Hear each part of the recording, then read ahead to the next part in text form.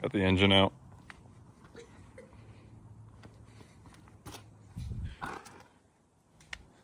All the brake lines, all the fuel lines, pedals.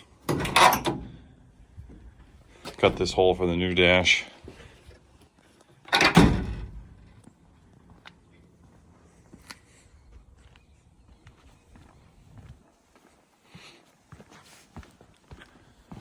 Started stripping the XJ, selling parts.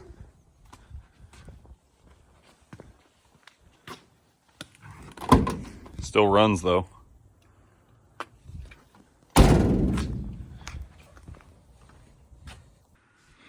More progress on the Willy's project. Pulling the engine out of the Cherokee finally. Started making the bezel for the gauge cluster. Just kind of tinkering, seeing what I want to do. Pretty happy with that. Make it out of metal, welded in. It'll look factory. So we got the engine dropped into the Willy's. If I were to put it in somewhat of the stock location for the motor mounts, the motor would be way too low.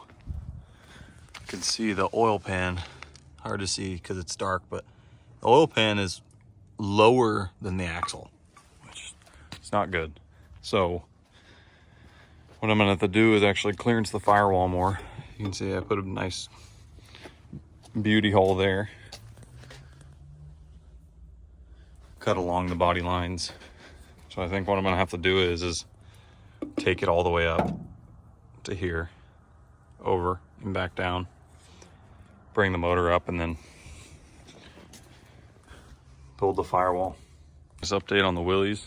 Got the motor mounts halfway built. TIG welded half of it, MIG welded the other. They're perfectly mirrored, same size. Just gotta finish boxing them in up here, but the motor's sitting where I want it to sit.